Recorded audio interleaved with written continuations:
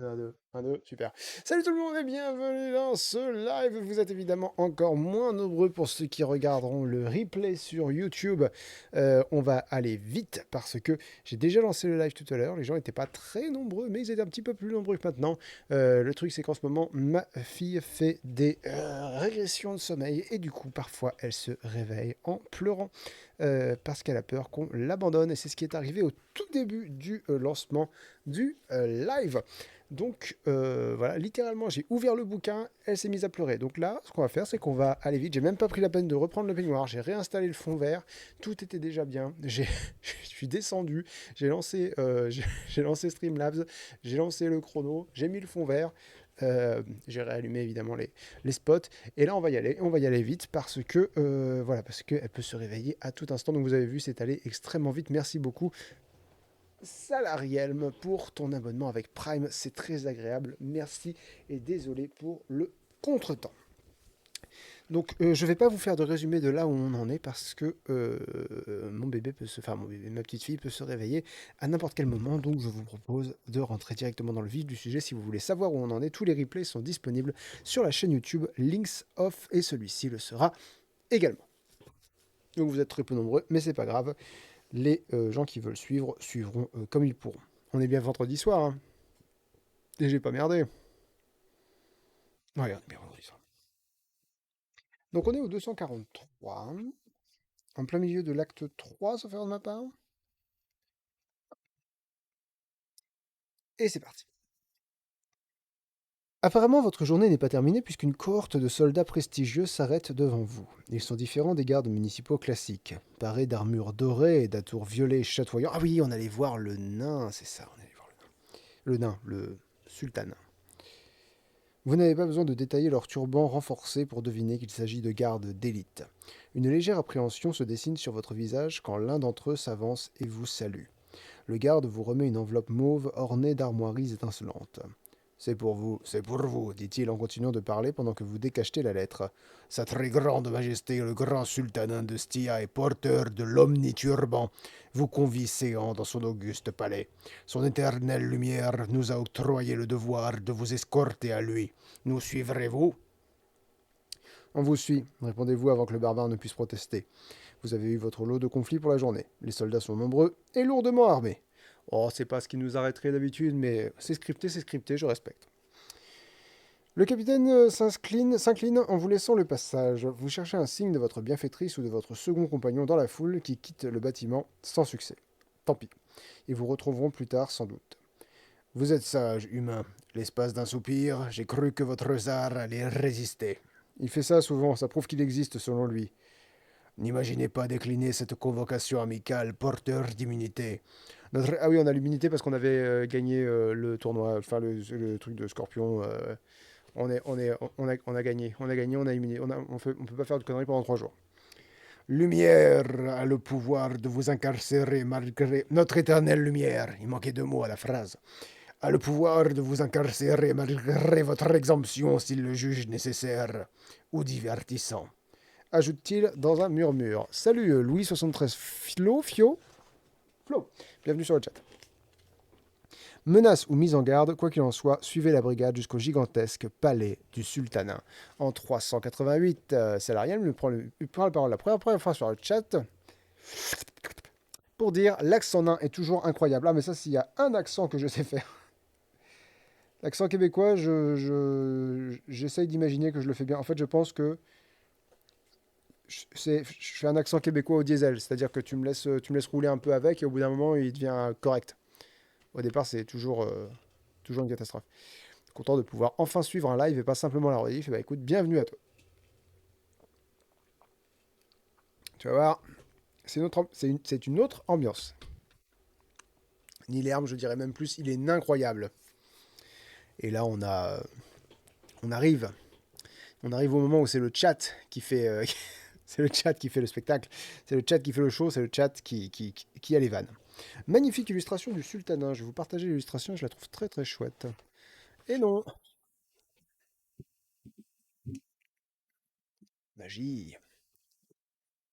Hop, et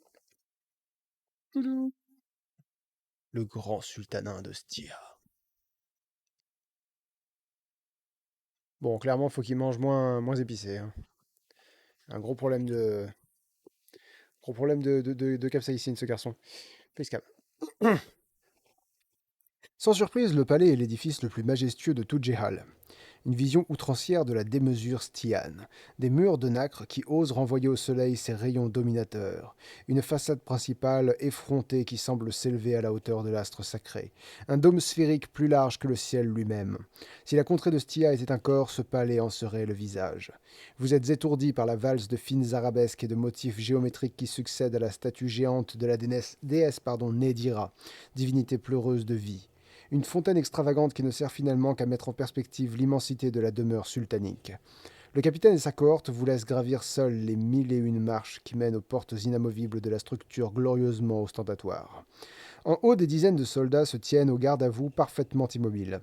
Une fois à leur hauteur, vous tentez vainement de reprendre votre souffle. Nous sommes... Nous sommes... Nous sommes attendus.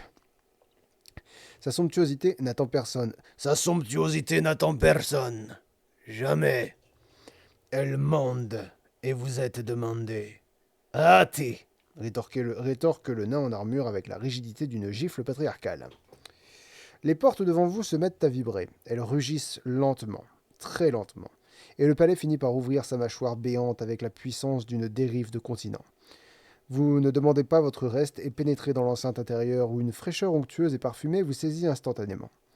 Les jardins luxuriants que vous traversez forment un écrin de verdure arrogant qui insulte le désert par son abondance. D'un côté, un paradis végétal parsemé de fontaines aux sourcières alanguies et aux bassins de marbre blanc, de l'autre des vivariums impossibles peuplés de créatures extraordinaires.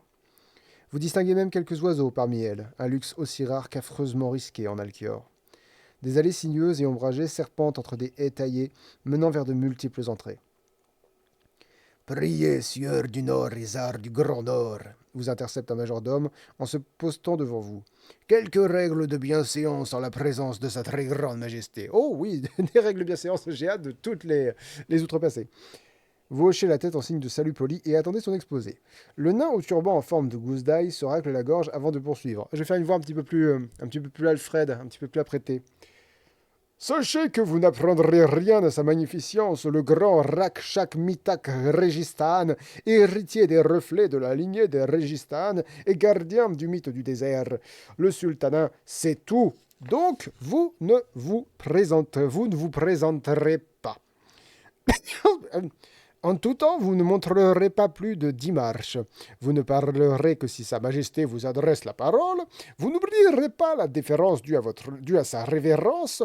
Enfin, il ne vous propose rien. Il ne fait que lister vos besoins. Ah, j'ai roulé un L. Il ne fait que lister vos besoins. Ah, et bien sûr, votre zar suivra ce protocole strict. Est-ce clair? C'est toi le protocole strict, murmure le PB en levant les yeux au ciel. Il prend tout de même la peine d'épousseter son pantalon et de s'essuyer les mains sur la tunique du majordome. Ce dernier ne scie même pas. Parfait. Priez, par ici. Il vous abandonne au pied d'une immense porte en bois précieuse qui s'ouvre sans même que vous frappiez. À l'intérieur, le spectacle est époustouflant. Une salle immense, immaculée. Des murs en marbre veineux habillés de tapisseries pourpres et de riches dentelles d'or qui ruissellent du plafond. Un dôme de verre teinté serti de pierres précieuses qui ne laisse entrer que partiellement le jour et éclaire subtilement un trône somptueux en marbre d'or. C'est possible ça, le marbre d'or? Greg demande, tu as pas la version lithographie avec les cadeaux de précommande? Si, j'ai la version lithographie, mais elle est trop précieuse pour que je la lise. J'ai peur de l'abîmer. Donc c'était un objet de décoration. Et ça, c'est un objet de lecture. Euh... Sur celui-ci, donc sur le trône en question, Rakshak Mitak Registan, héritier de la lignée des Registan et grand sultanin de Stia. Oh! Ah, grince-t-il d'une voix plus profonde que la pierre. Les absos. Est-ce que je mets un effet sur ma voix ou est-ce que juste je parle en ent comme ça devrait suffire, je pense. Moi, ça va me prendre 3 heures de trouver un bon effet, donc on va parler avec une voix grave. Son trône, lui, d'une lumière brûlante, illuminant un turban pentagruélique. La coiffe titanesque est constellée de pierres précieuses qui étincellent sous les lueurs incandescentes du siège, laissant son porteur seul maître de l'univers dont il est le centre absolu. Et pourtant, malgré ses éclats et ses scintillements, rien n'est plus perçant que les yeux du vieux souverain. Un regard d'une telle intensité qu'il pourrait aisément transpercer l'acier, condamner les étoiles au silence et faire plier son propre reflet. De toutes vos aventures, vous n'avez jamais ressenti une telle pression. Vous déglutissez péniblement, la cage thoracique comprimée par la simple présence du dirigeant.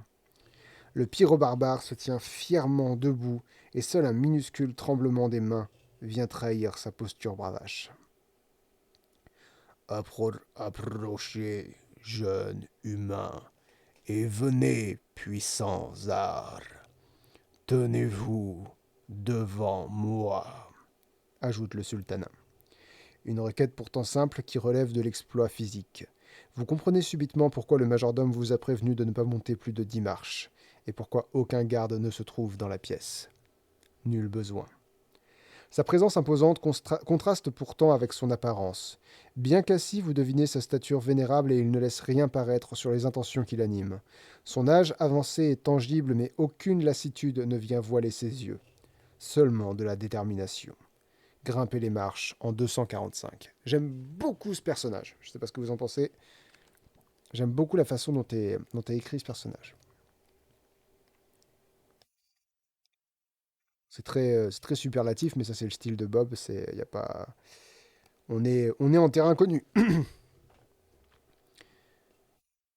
Hmm, c'est donc vrai. Vous ressemblez à votre grand-père. Parlez-moi, enfant. Comment se porte Uther le rond carré? Il est mort depuis au moins une décennie, votre turbanitude, balbutiez-vous au bout de quelques secondes. Si jeune, regrettable, console-t-il sans plus de cérémonie.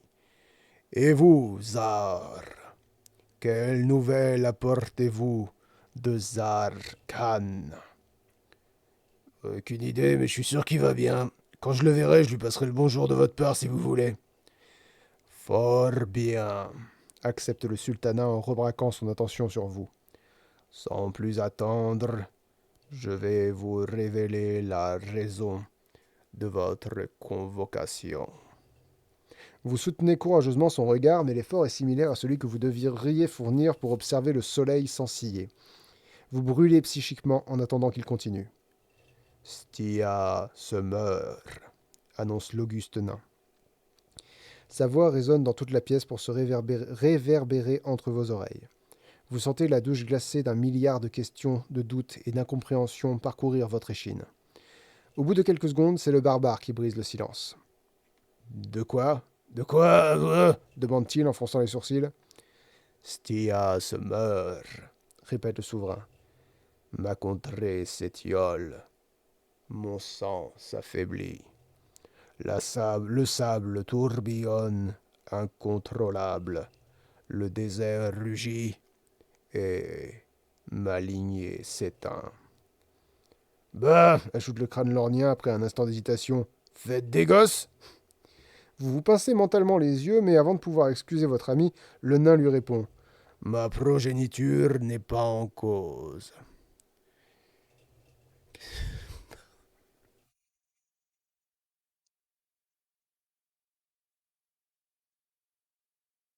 Je bug sur un message dans le chat.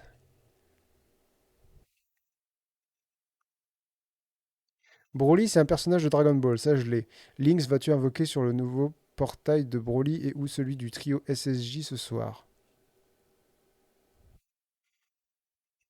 Est-ce que quelqu'un peut me dire ce que ça veut dire, s'il vous plaît? C'est un jeu Dragon Ball sur portable.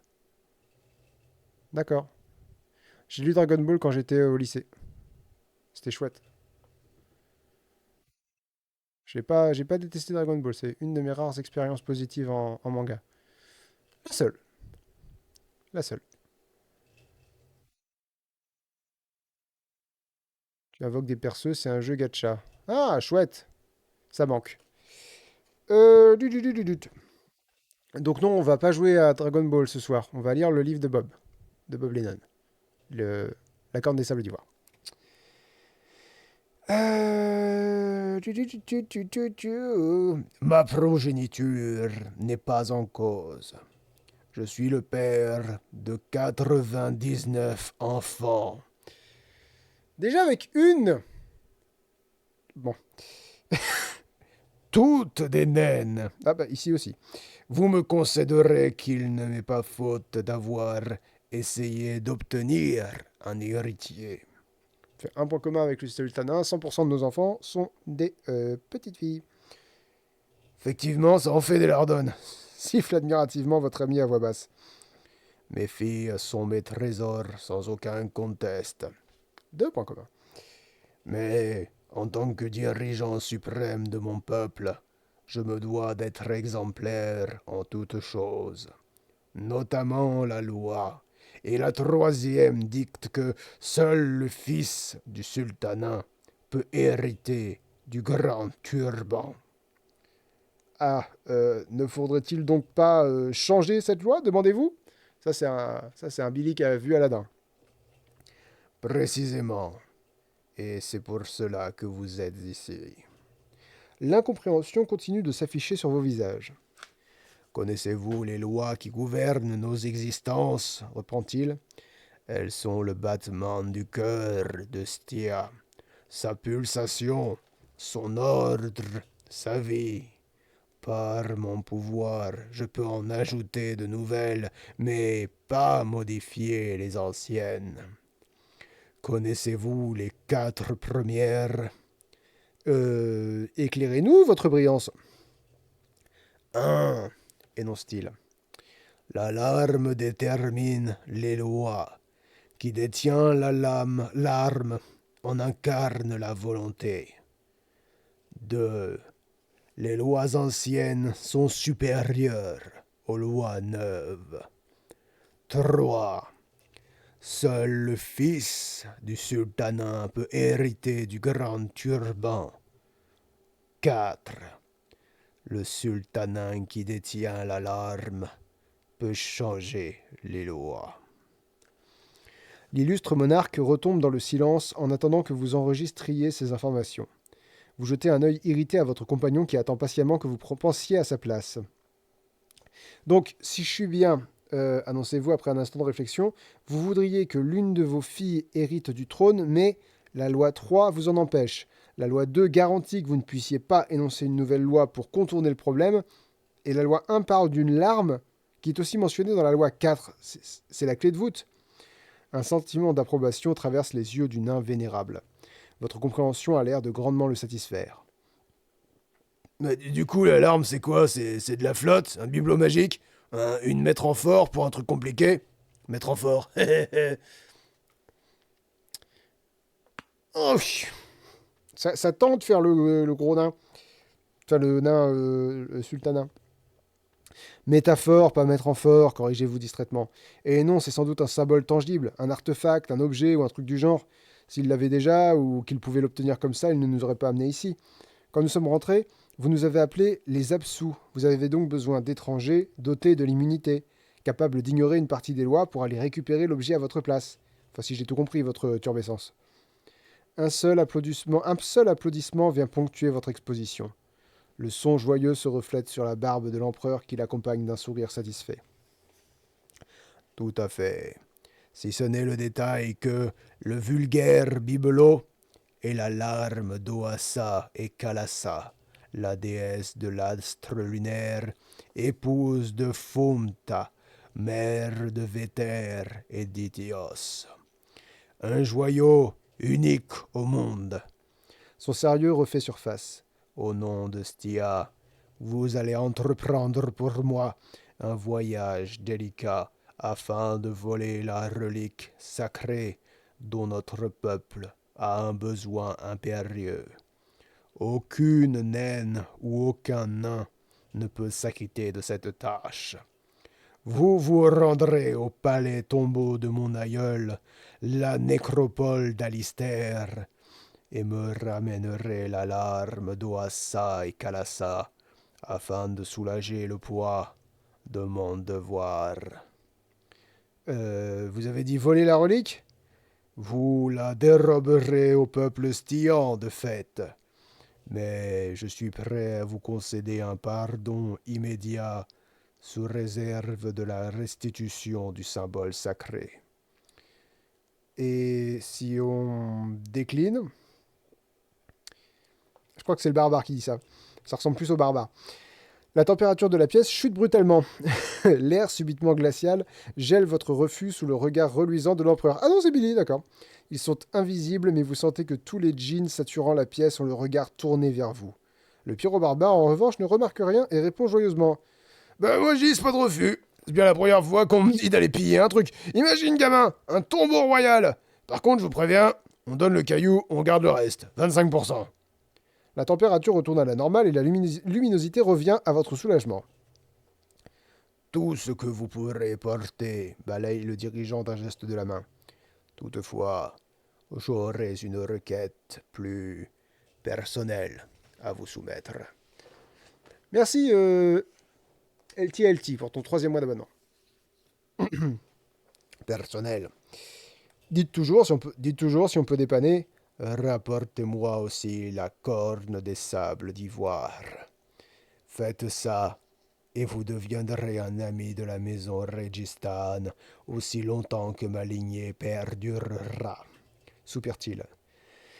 C'est un instrument mythique qui date du premier de mes ancêtres. Un pacte ancien forgé avec votre maître, le Khan de tous les arts. Zarkan a un archer avec les nains. C'est bien la première fois que j'entends ça, rétorque le crâne lorgnien, abasourdi. Salarial, il a dit le titre. That's the name of the movie!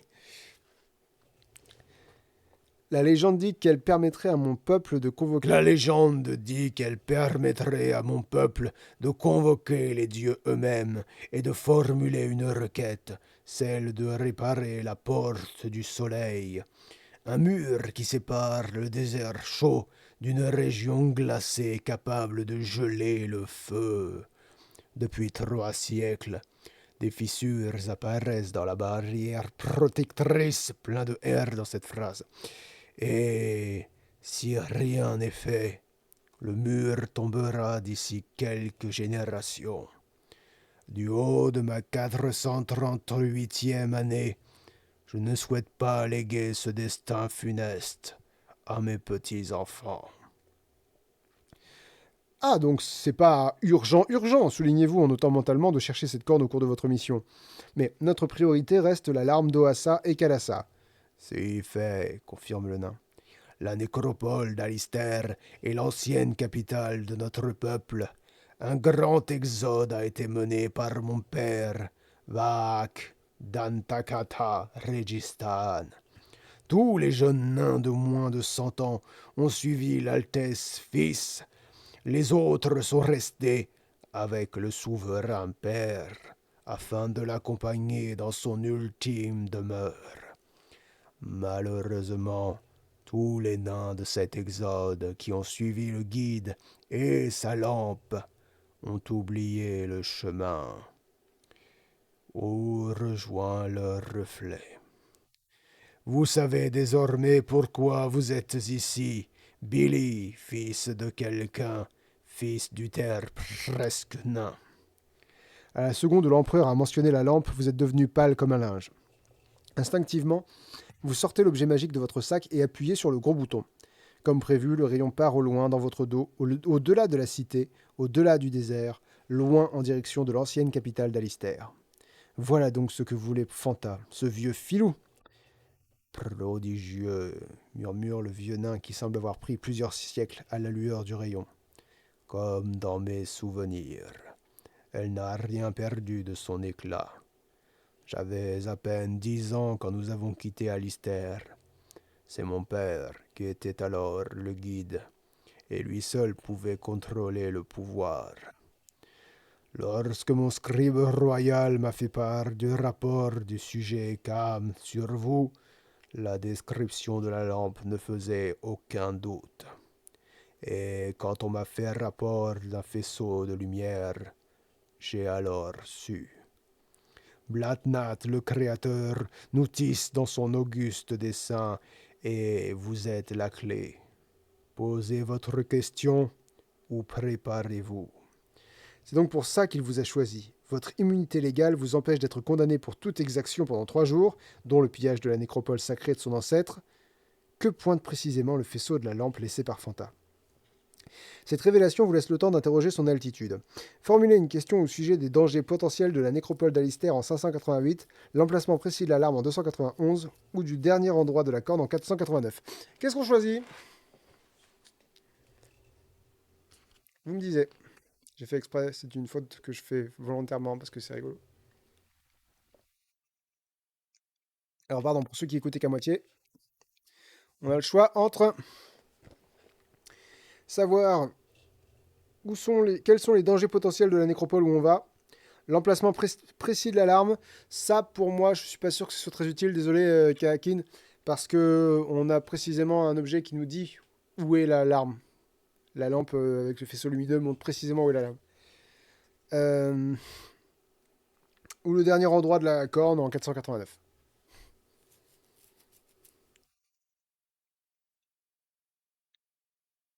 Là, en relisant, la 3 me paraît plus. Parce que les dangers potentiels, bon, bah, on verra quand on y sera. Hein. Euh, L'emplacement précis de l'alarme, pour moi, c'est ce que la lampe pointe. Alors que la corne, c'est une quête secondaire, donc peut-être plutôt la 3.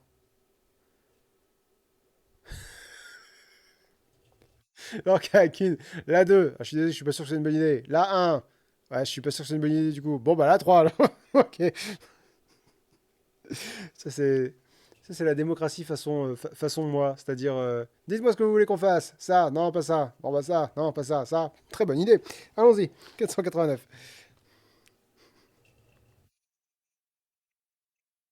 Alors, désolé, mais c'est pas de l'abus de pouvoir. Je vous dis pourquoi on y va. Alors, tu avais choisi quoi avec Billy Paysan? Je me rappelle plus. J'avais peut-être fait le même, la même, j'avais peut-être fait la même réflexion. Je sais pas. Écoute, comme je sais pas, de toute façon, on va voir.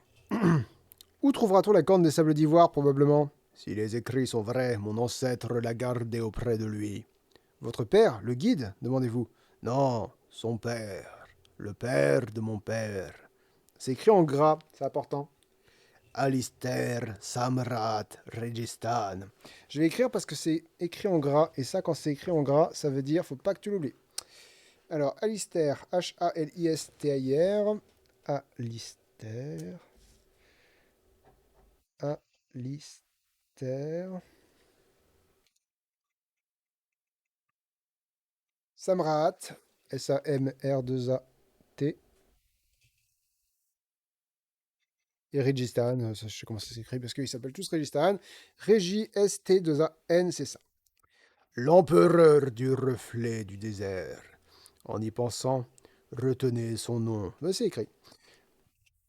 Il vous ouvrira sans doute quelques portes secrètes ou accès cachés. Parcourez ses possessions, vous reconnaîtrez la corne. N'en faites pas, on va bien fouiller l'endroit, hein gamin sourit le barbare en clignant de l'œil dans votre direction. Vous notez mentalement l'information et ignorez temporairement votre ami profanateur en 664. Donc Alistair Samraat Registan. 664.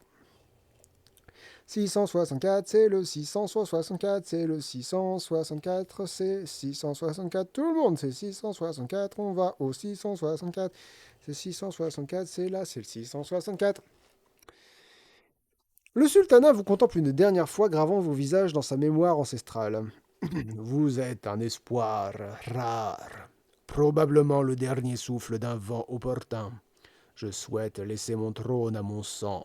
Sans cela, le règne de Registan s'éteindra.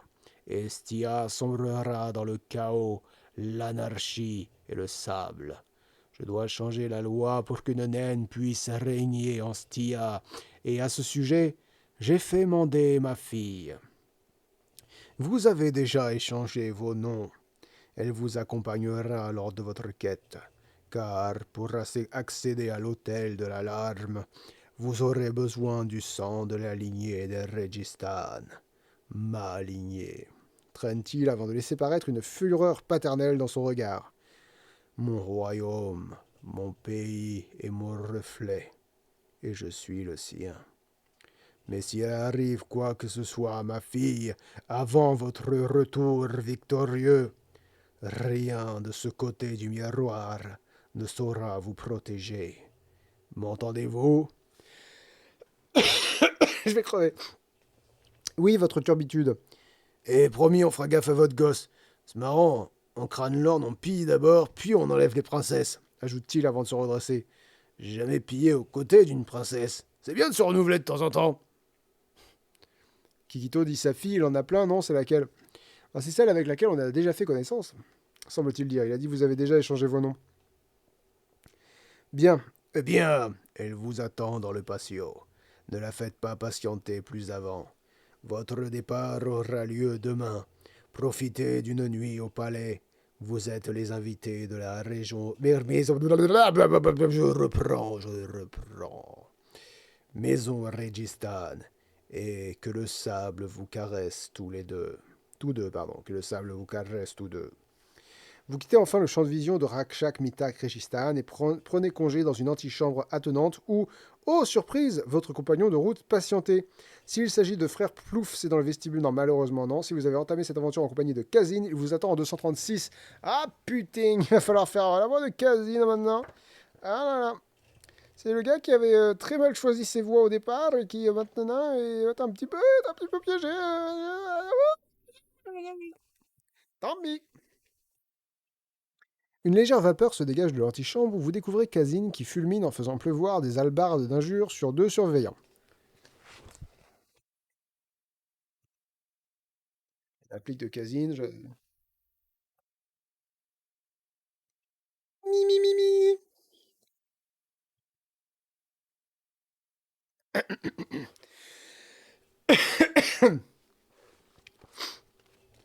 Vous s'écrie-t-il en vous pointant du doigt. Qu'avez-vous encore fait pour que le très grand me mande en entrevue? On a tué personne cette fois. Non. On a tué personne cette fois, je le jure. Vous défendez-vous avant de repasser sa phrase. Attendez, le sultanin veut vous voir aussi? De fait, quand j'ai appris votre victoire, j'ai cru, l'espace d'une seconde, pouvoir regagner un fragment de mon honneur et échapper à la honte et au regret. Mais l'humiliation des dieux à mon égard ne faisait que commencer. À peine me vois-je sorti de ma déchéance qu'il me force à me présenter tête nue devant le grand turban lui-même. Apparemment, je vais devoir vous accompagner pour votre tâche. J'ai entendu dire qu'il s'agissait de quelque chose de hautement sacrilège. Ouais, répond joyeusement le PB en lui posant la main sur l'épaule. Et ça fait de toi le compagnon idéal. Après tout, tu peux pas bien tomber plus bas. Puis t'es trop tendu pour ça, ça te ferait du bien de casser des trucs.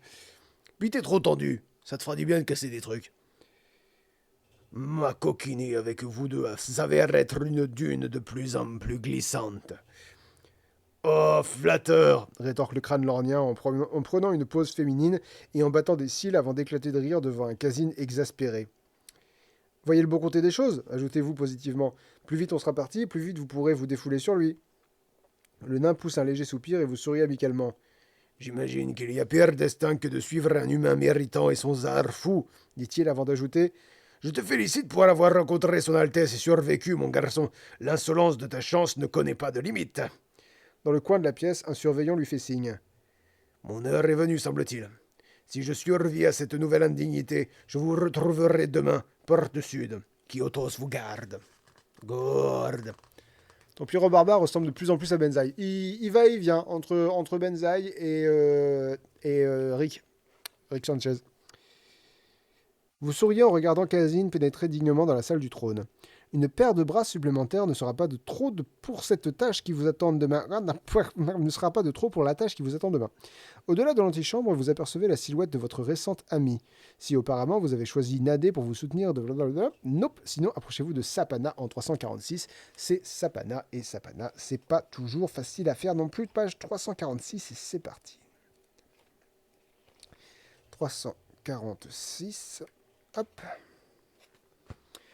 Allez, je suis une naine, mais je suis aussi extrêmement aguicheuse et séduisante. En vous voyant approcher, Sapana vous gratifie de son sourire le plus suave et énigmatique. Suave et énigmatique. Et je roule l'air. Vous percevez toutefois de la sincérité dans son regard. Ce n'est plus vraiment la diva joueuse et enchanteresse qui se tient là, mais une naine plus sobre, plus sensible, et encore plus complice que lors de votre première rencontre. Ses formes généreuses accompagnent gracieusement sa révérence. J'aime pas cette expression, forme généreuse. J'aime pas cette expression. Elle s'est ancrée dans le langage, mais j'aime pas ça. Je commenterai plus tard. J'aime pas cette expression. Sapana, fille de Véchia, fille de Laal, se présente-t-elle en envoyant des œillades aux gardes qui occupent un coin de la pièce. J'espère que vous me pardonnerez de ne pas vous avoir dit qui était mon père lors de notre entrevue précédente, mais je ne pensais pas que cela s'avérerait nécessaire. Pas de mal, répondez-vous après lui avoir tous deux rendu sa présentation. Ouais, la famille, c'est toujours un sujet sensible. Merci. Comprenez-vous que pour une naine aussi avide d'indépendance que moi, c'est toujours délicat de faire valoir mon rang. Vous, au moins, je peux vous faire confiance pour que vous me respectiez pour celle que je suis. En tout cas, bravo pour votre disculpation. L'immunité vous sied. Je voudrais pas gâcher votre bonne humeur, mais vous êtes au courant de la mission que votre père nous a donnée? Oui, une occasion époustouflante. Piller un vieux tombeau avec une princesse, un pote et le gamin, je suis d'accord, s'exclame le géant. Il ne s'agit pas de cela. Je voulais dire l'occasion de me démarquer et de prouver à mon père que je suis autre chose qu'une pièce de rechange sur l'échiquier familial. Toute petite déjà, ma relation avec lui était tendue. Il ne me voyait que comme une sourcière de fontaine, mais j'étais décidé à accomplir de grandes choses. J'ai alors construit mon propre empire dans le sien, affûté mon sens des affaires et établi une influence solide par moi-même et non avec mon nom, annonce-t-elle sérieusement avant de reprendre plus doucement. Mais maintenant, j'ai enfin la chance de pouvoir être autre chose que sa 66e fille à ses yeux, et de l'aider à moderniser nos lois. Pana s'approche doucement de vous et vous saisit une main chacun. La responsabilité de vous accompagner à la nécropole d'Alistair est un signe qui reconnaît enfin ma valeur, et je serai à la hauteur. Et vous, que dites-vous? Que de toute façon, il nous a pas vraiment laissé le choix, répondez-vous avec un sourire résigné. Et que même s'il nous l'avait laissé, on aurait quand même choisi le pillage. Qu'est-ce que tu racontes? On savait même pas que le tombeau existait ce matin. Ne me casse pas ma joie, gamin. Garde ton envie de casser pour des trucs qu'on trouvera là-bas, rétorque-t-il avant de se souvenir que le tombeau appartient à l'arrière-grand-père de Sapana. Enfin, sauf le respect de vos ancêtres et tout ça. Allons, aucune importance, glousse-t-elle sincèrement. Si vous accomplissiez votre tâche avec succès, je vous couvrirai d'or et de bijoux moi-même. Pana vous caresse une dernière fois du regard avant de vous guider jusqu'à vos quartiers. Sa silhouette séduisante disparaît dans les méandres labyrinthiques du palais en 384. Here we go!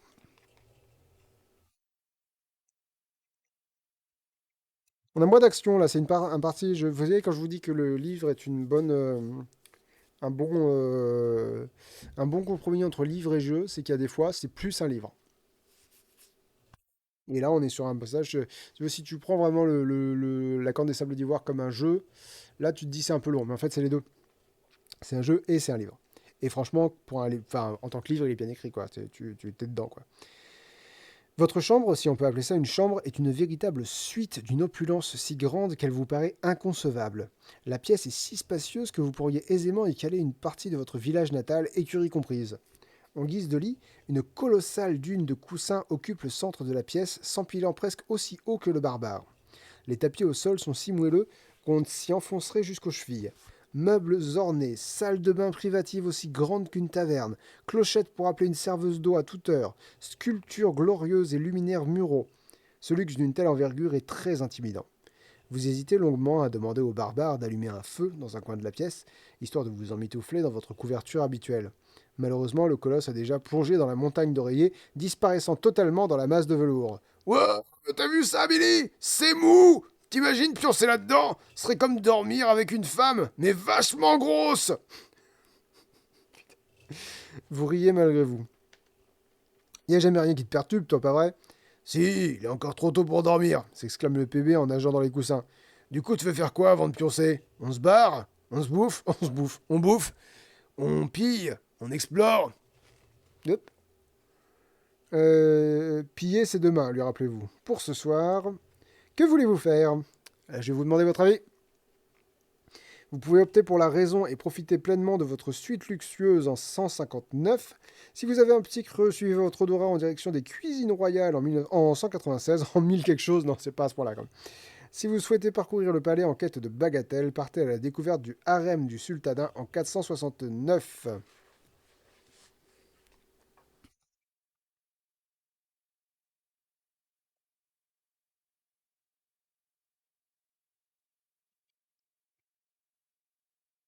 Nous avons une voie pour cuisine.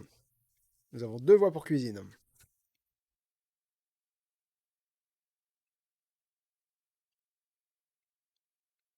Nous avons trois voies pour cuisine.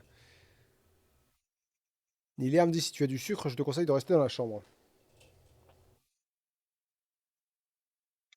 J'ai du sucre. Bon, Niliam nous a spoilé. Qu'est-ce qu'on fait? On va à la cuisine parce que tout le monde a envie qu'on y aille ou on reste dans la chambre?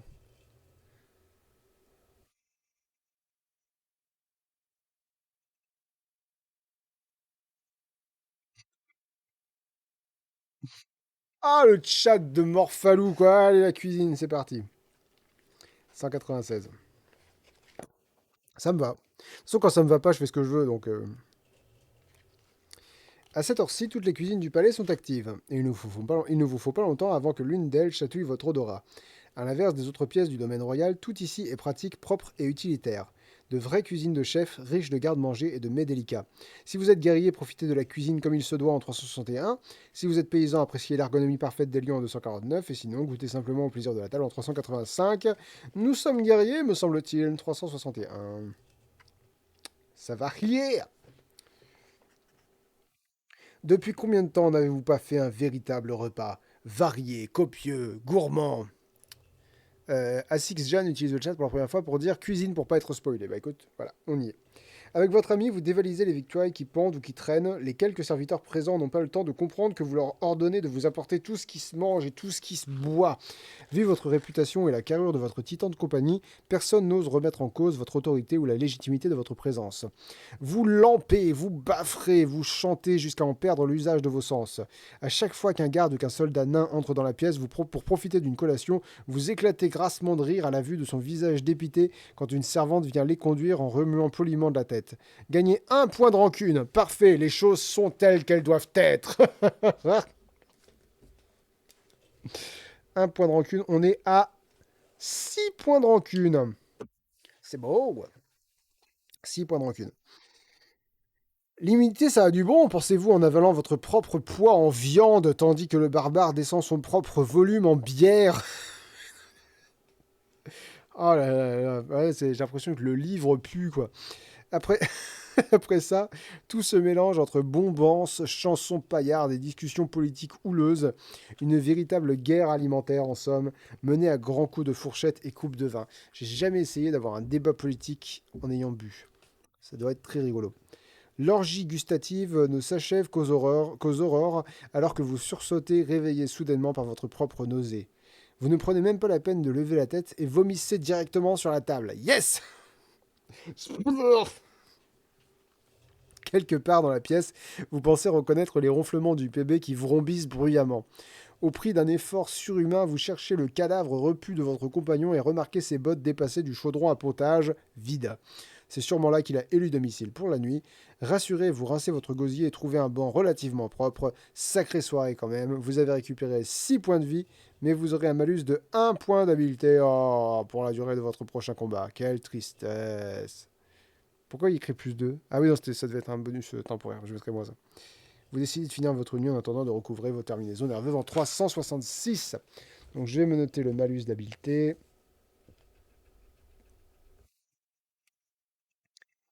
Et je récupère 6 PV.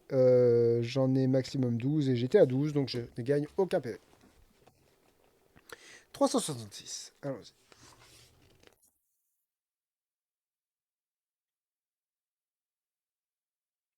À des milliers de kilomètres au-delà, dans les entrailles du volcan actif le plus imposant du monde, se tient une silhouette à l'apparence d'un simple homme qui se tue à la tâche jour et nuit sans jamais faillir. Tant de prétextes lui ont été inventés, mais personne ne connaît son but. Tant de suppliques lui ont été adressées, mais aucune n'offre le pardon. Tant de noms lui ont été donnés, alors qu'il n'en reconnaît qu'un seul. Le dieu gris, l'adversaire, le traître, et celui qu'il déteste de tout son être, Vétère, l'homme en deuil. Au sein de ces cavernes de chair, enfouies au plus profond du volcan de Crashmore, le dieu des monstres s'échine encore et encore dans son laboratoire, recousant, fusionnant, développant, cultivant, jusqu'à obtenir l'assemblage d'os, de muscles, de tendons, de crocs et de venins qui pourra enfin créer un être parfait, capable d'accomplir la tâche qui lui incombe, détruire l'humanité et la civilisation des hommes, et ce, à n'importe quel prix. Éclairé par les flammes de sa forge du fardeau, Véter observe l'avancement de son dernier projet. Il ne prend pas la peine de tourner la tête lorsque son grand miroir de plein pied se met à osciller légèrement, remplaçant son profil cireux par une silhouette voilée. J'espère pour toi que tu ne me déranges pas pour rien, et que ce que tu vas me rapporter en vaut la peine, dit-il d'un ton sec. Au rapport. Monseigneur, répond la voix féminine, priez, l'emplacement de l'alarme a été confirmé. Je pars dès demain pour la récupérer. Et ses élus? Ils sont au centre de l'expédition lancée par le sultanat. Le tsar a l'air de servir fidèlement son dieu, mais le jeune humain n'a pas l'air d'être à la botte de votre ennemi juré. Ils seront les outils parfaits pour déjouer les pièges qui protègent l'alarme. Et pourtant, ce maudit Zarkand a jeté son dévolu sur eux, dit-il en se tournant enfin vers le reflet. Sa posture et ses vêtements aristocratiques, trahis seulement par le sang qui tache ses avant-bras, renforcent une autorité implacable. Ne les utilise pas plus que nécessaire et débarrasse-t'en dès que possible. Ces outils m'ont déjà coûté une victoire indirecte par le passé, et souviens-toi que je ne tolère aucune erreur. Bien sûr, ô respecté adversaire. Et au sujet de ce que nous avions conclu en cas de réussite, le regard de Véter se tourne à nouveau vers sa créature, sa voix à la fois rassurante et désintéressée. Ma parole est aussi rare qu'elle est fiable, Stian. Accomplis ta tâche et ton peuple prospérera sous ton règne. J'aurais sans doute dû rouler les airs, du coup, tant pis. La silhouette s'incline. Il n'y a plus de bande-son. Non, Bod m'avait donné une musique pour les combats dans la forêt, mais ça fait un moment qu'on n'est plus dans la forêt. La silhouette s'incline une dernière fois et l'image de Véter réapparaît dans la psyché. Comme toutes les créatures non humaines, les nains tombent sous la juridiction du dieu gris. Malheureusement, à l'instar de nombreuses races, celle-ci s'est éloignée peu à peu de son objectif initial pour lui préférer d'autres dieux, dont l'influence plus directe finit toujours par éclipser la sienne. Bah, peu importe. Si son pion dit vrai, l'indépendance des Stillans voit ses jours comptés. Bientôt cette race rebelle reviendra sous son joug, et son pion deviendra sa reine sur l'échiquier géant qui le sépare de Zarkan. L'adversaire, pense-t-il en se remémorant le visage des autres dieux du panthéon d'Alkior, le regard impassible devant sa dernière création. Ouais, pour eux, c'est ce que je dois être.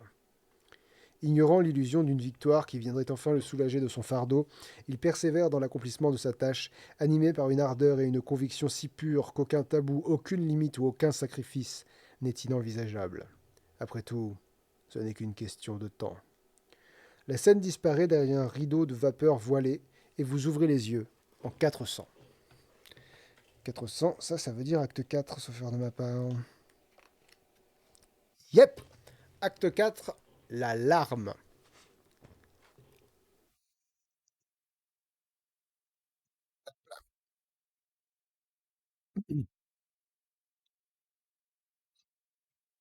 Qui c'est qui parle là?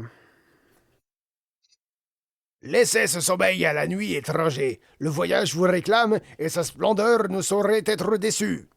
La vocifération du soldat royal vous fait bondir au garde à vous avant même que votre cerveau ne réalise ce qu'il se passe. Vous titubez le temps qu'il réponde aux questions de base que tout le monde se pose au réveil. Je suis qui? Je suis où? C'est qui ce barbu qui me crie dessus? Le barbu en question vous intime de le suivre jusqu'à la grande porte de Jehal, point de départ de votre expédition vers la nécropole perdue d'Alistair. Vous tentez de remettre de l'ordre dans vos idées, si tant est qu'un ménage soit encore possible dans vos méninges ensuqués. Alors, gamin, prêt pour l'aventure? C'est ce body le crâne lorgnien en vous poussant gentiment. On n'en a pas déjà eu assez pour toi? Non, là, on se met en danger volontairement, c'est pas pareil. En quoi c'est différent? Jusque-là, on a eu que des embrouilles causées par les autres. L'aventure, c'est quand tu choisis toi-même tes emmerdes, Rit-il. Tu vas voir, ça fait toute la différence. L'essentiel, c'est de se fixer un butin. Vous jetez un coup d'œil au beau milieu de nulle part pour récupérer un artefact. Vous jetez un coup d'œil aux maisons et aux fontaines qui bordent les rues de la cité. Ce qui vous dérange le plus, ce n'est pas de partir au beau milieu de nulle part pour récupérer un artefact ancien sous la menace d'un dirigeant désespéré. Non, ça c'est votre vie maintenant. Mais le fait que vous ignoriez toujours qui a tué Basque et pourquoi. Le barbare lit la préoccupation sur votre visage et pose une main sur votre épaule. Fais pas de mouron, gamin. Ou alors fais-t'en, mais plus tard. Se préoccuper du passé juste avant un raid, c'est le meilleur moyen de pas avoir d'avenir. Tiens, regarde et souris au lieu d'avoir une tête de mec qui pense. Votre répartie meurt sur vos lèvres alors que vous retrouvez votre ami. Si c'est avec Nadé que vous prenez la route, rejoignez-la en 407. Si c'est Sapana qui vous fait signe depuis 416. 416, 416. Au pied de la porte sud, vous reconnaissez Sapana qui vous accueille avec un immense sourire. Mes amis, quelle ponctualité! Juste au moment où je terminais les derniers préparatifs, dit-elle en désignant deux immenses scorpions géants attelés juste derrière elle. La carapace sombre des créatures chitineuses luit paresseusement au soleil. Leurs énormes pinces et leurs multiples queues se balancent doucement, parées à affronter ou à incarner tous les dangers que peut réserver la nature. Ne sont-ils pas magnifiques? Ajoute la princesse. C'est un goût acquis, je pense, répondez-vous en examinant les créatures qui vous fixent de leurs petits yeux. Bonjour Pana. Et bonjour à vous, Prebili, et puissant Pierrot barbare, renvoie-t-elle, ravie de la familiarité dont vous faites preuve avant de caresser l'armure osseuse des deux scorpions géants. Regardez, mes chéris, dociles, dressés totalement fiables, parfaitement équipés pour un long voyage dans le désert. Le joyau de ma collection. Le Pierrot barbare siffle admirativement en inspectant le matériel harnaché sur les montures. Pana a pensé à tout et continue fièrement. Capote à ombre, coffre à provisions, caïman en soie de maïcha, tente individuelle élargie pour notre grand ami et porte-outre remplie d'eau à ras-bord. Seulement de la flotte, s'insurge le barbare. Ah non, ce sera sans moi. Trop dangereux. Ah, quel dommage, dramatise-t-elle faussement. Moi qui espérais vous servir la bière et le vin que j'ai fait charger spécialement sur votre scorpidre. J'en suis. Alcool ou pas, c'est techniquement toujours dangereux, tu sais, soufflez-vous en levant un sourcil. Ouais, mais je serai bourré, donc techniquement ça l'est moins, blague-t-il. Vous roulez des yeux de concert avec Sapana, peut-être que ce voyage sera plus confortable que vous ne le pensiez. Une question persiste néanmoins. Vos scorpions seront-ils assez rapides? N'aurait-il pas fallu prendre des fumeaux plutôt? Ces créatures sont rapides, mais sont trop têtues et inconstantes pour la mission qui nous incombe. Mes bébés sont légèrement plus lents, je l'admets, mais ils nous porteront au bout du désert de nuit ou de jour. Nous ne pouvons pas nous permettre le retard que causerait le caprice d'un de ces fumeaux stupides et sa tirade est interrompue par votre second compagnon si vous avez fait la route avec Kazin, accueilli en 461, sinon je suis venu avec Plouf 461. 461. 461. Par le turban de Blatnat, voilà une éternité de lune que je n'avais pas monté pareille splendeur, Clame Kazin en guise de bonjour. Ah ta mère. Avant d'adresser à la tocade. Celui-ci a taureau à queue, vous êtes sûr qu'il est fiable? Sapana, fille de Véchia, fille de Lal, s'incline la maîtresse des scorpions. Beaucoup plus que ces vieux tapis archaïques ou que ces bestioles à bosses dégénérées que la plupart attendent pour se déplacer. Princesse, Bafouille le nain, surpris que Sapana ait pris la peine de lui répondre. Kazin, fils de Tazin, fils de Fazin. Eh bien, Kazin, fils de Tazin, fils de Fazin, joue-t-elle en entortillant sa barbe avec son doigt, vous sentiriez-vous à la hauteur d'être mon cocher? Je serais impatiente d'écouter le récit de votre grand voyage au nord, s'il vous est à cœur de le partager. Vous m'accorderiez cet honneur et la parole? Contrairement à nos pères, j'ai pour habitude de ne juger mes alliés qu'à la hauteur de leurs compétences. Priez, prenez les rênes et menez-nous. Jusqu'au soleil, s'il le faut, assure-t-il avec reconnaissance. Le nain s'empresse de monter à bord du véhicule qui a été préparé à son attention. De son côté, le PB vous hisse à bord du vôtre avant de vous poser sur ses genoux et de se saisir des rênes. Un geste sec plus tard, votre machine débarre vers 233. Faut dire, c'est quand même dingue parce que là, on vient d'avoir un paragraphe avec Cassine et Sapana. Moi, dans ma partie avec mon billet paysan, j'avais choisi Nadé et Frère Plouf. Donc ça veut dire qu'il y a quatre versions de ce paragraphe qui existent. Des fois, comme ça, j'ai des petits, des petits flashs du taf qu'il a fallu pour écrire ce livre. C'est que nous, on est là, ouais, ouais, ouais, ouais, sympa, sympa, sympa l'histoire, sympa l'histoire. Sans voir tout, tu sais, tout le texte en creux, quoi. Hop,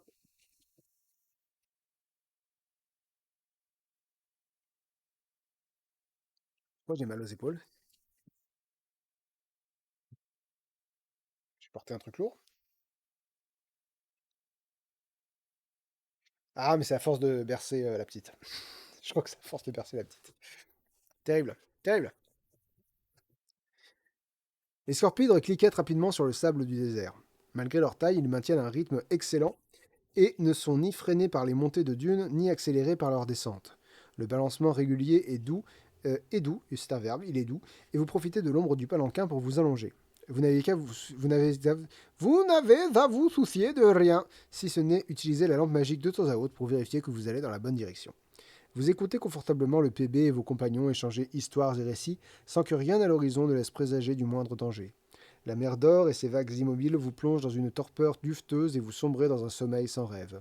Cet instant ouaté vous rend 3 points de vie, je dis toujours tous mes points de vie, mais est malheureusement interrompu en 425.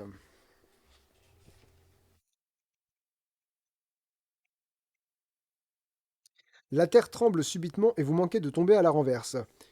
Gamin lance le PB en vous secouant d'une main. Réveille-toi. Regarde, regarde, là-bas, il y a une grosse truite. Il vous faut quelques instants à votre cerveau pour s'extirper de la boule de coton dans laquelle vous dormiez si bien. Au-delà des vagues de chaleur qui ondulent à l'horizon, vous remarquez effectivement que le sable se soulève à intervalles réguliers. L'émerveillement finit de vous réveiller lorsque vous comprenez qu'il s'agit effectivement d'un poisson gigantesque qui nage dans les sables du désert. Ah, c'est une baleine des sables annonce Sapana avec l'attention de tout le monde. À l'attention de tout le monde. Elles sont considérées comme un excellent présage. Elles sont inoffensives, mais il faut faire attention à ce que sa phrase meure tuée par la stupéfaction. Au loin, la baleine émerge de tout son long et s'écrase sur une dune provoquant un remous gigantesque. À ce qu'elle ne soit pas en pleine parade amoureuse. Tout va bien, gardez votre calme, poursuit-elle avec un soupçon de panique grandissant.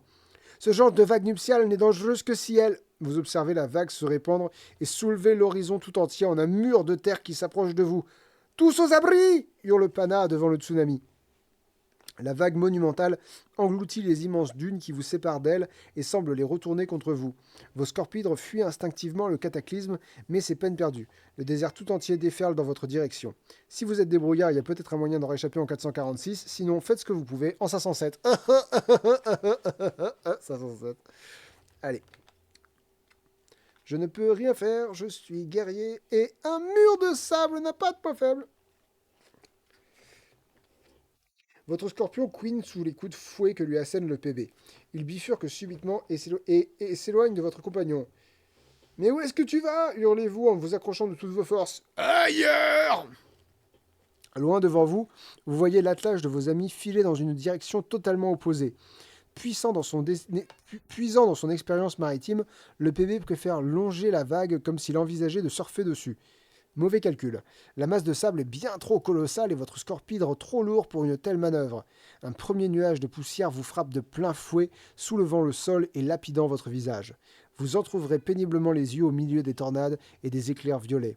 Le désert ouvre sa gueule tout entière pour vous avaler vivant. Qu'est-ce qu'on fait criez-vous en espérant couvrir le brouhaha toujours plus assourdissant du sable en mouvement. On survit. Accroche-toi, Billy vocifère-t-il en vous passant une corde autour de la taille et en la nouant solidement à sa ceinture. Votre destin est joué et le scorpion décolle déjà du sol avec le reste de l'attelage. Vous êtes littéralement submergé par la vague qui vous dévore en 254. Avant de vous lire le 254, je vais répondre à Camille qui m'envoie des SMS pour se tenir au courant de notre fille. Hop là. Euh, tu, tu, tu, tu, tu.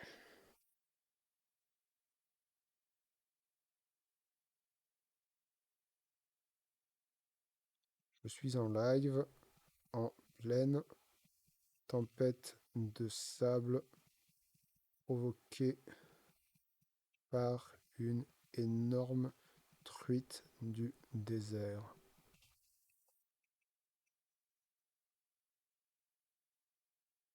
Et Zeldas dort.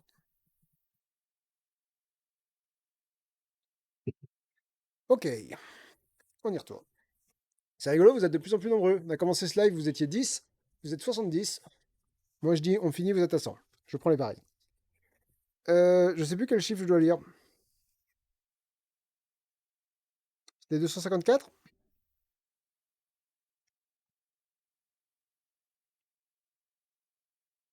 Je crois que je suis à la bonne page, hein. Exactement. Ok, super. Heureusement qu'il y en a qui suivent, hein. Merci, Dracom. Dracom. Il en faudrait plus des comme tu es la crème de ce chat. Tu es la crème fraîche. Vous ignorez combien de temps s'est écoulé depuis que vous avez perdu connaissance. Le tsunami vous a brinque-ballé sur des dizaines de lieues avant de vous recracher sur un flanc de dune, totalement disloqué. Ce qui reste de votre attelage est éparpillé sur des centaines de mètres. Une traînée hétéroclite de morceaux de bois, d'amphores brisés, de roues désossées et de morceaux de scorpions. Il n'a malheureusement pas survécu à la déferlante. Vous êtes toujours en vie. Un cri. Poupou, ce serait bien d'arrêter d'être chiante. Vous l'entendez ou pas? Il y a un chat qui est passé. Ok, donc ouais, vous l'entendez. Tiens, Poupou, écoute, tu veux venir? Viens.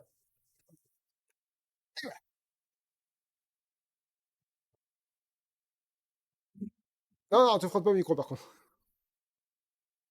Objectif de pas atteint. Super. Merci ma montre. C'est génial. Ok, nickel. Alors, c'est terrible. C'est terrible. Yorsoku utilise le chat pour la première fois pour dire il y a un verre des sables ou une queue de chat derrière toi. Oui, oui, écoute, voilà. Hop, je fais mes disques jambiers en même temps. Voilà. Alors, euh, incrédule, vous palpez votre corps à la recherche de blessures. Rien. Non, Poupou. Bon, ok. Poupou, tu descends. Hop. Désolé, Poupou. Mais qu'est-ce que c'est que ça? Attends, attends, attends, attends, attends, un truc qui est collé dans tes poils, ma Poupou. Qu'est-ce que c'est que ça? Comment tu justifies ça, ma Poupou? T'es allé te frotter dans des buissons? Est-ce que tu es allé te frotter dans des buissons? Hop, on descend. C'est... Non, non, non, non, non, non, non. Non, non. Poil, poil, poil partout, poil partout.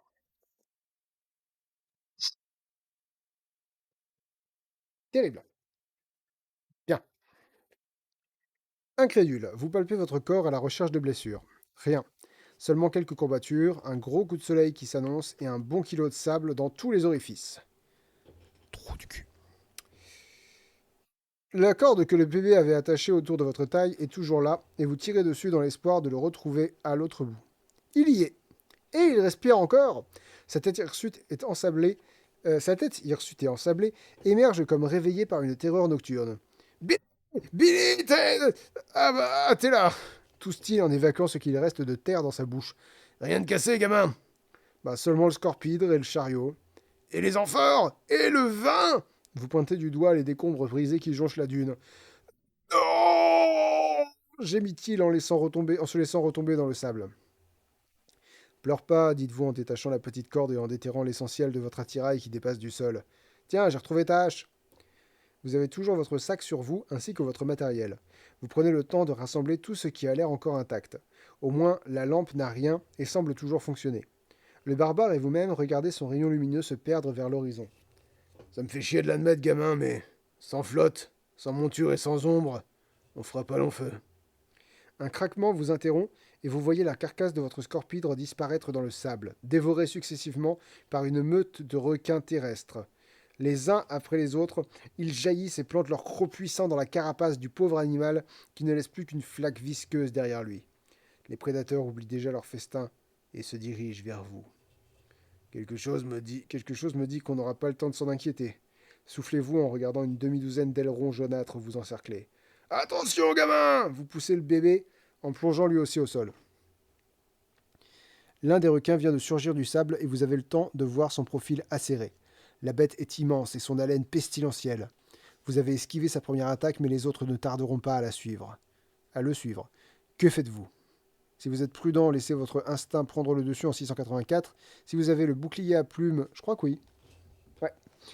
Vous pouvez tenter de gagner du temps en 517. Si vous avez la flûte, oui. Laissez le crâne de l'ornien agir en 431. Si vous avez toujours la chloroglycérine qui a miraculeusement survécu à ce voyage, il est peut-être temps de s'en servir. Je ne l'ai pas. Enfin, faute de tout ça. Qu'est-ce qu'on fait? Flûte ou bouclier à plume? Vous me dites.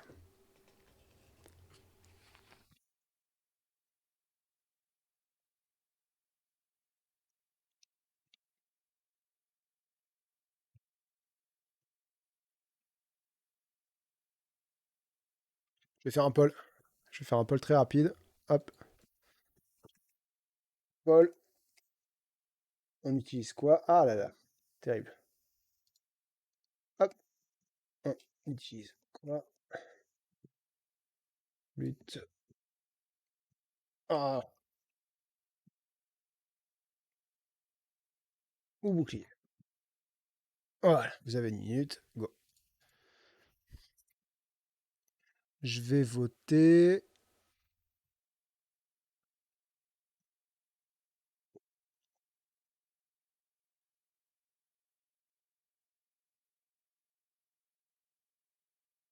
Je me rappelle pas avoir fait ça dans ma dernière partie.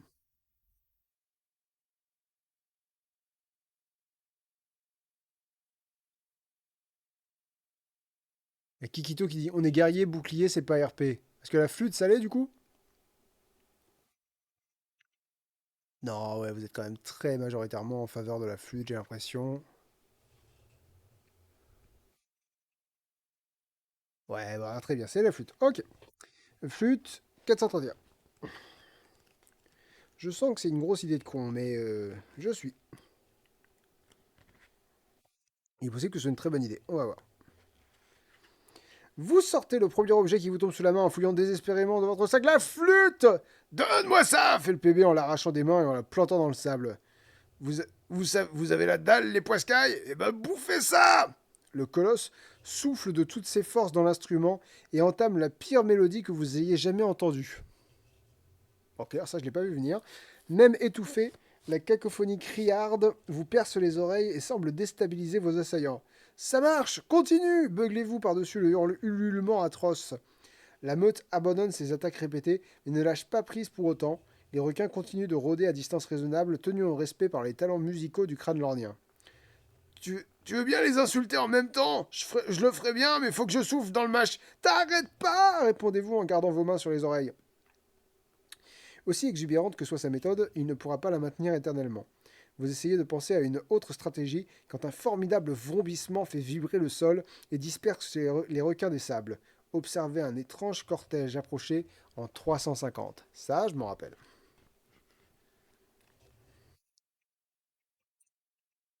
Un gros nuage de poussière annonce un bouleversement imminent, mais peut-être en votre faveur cette fois.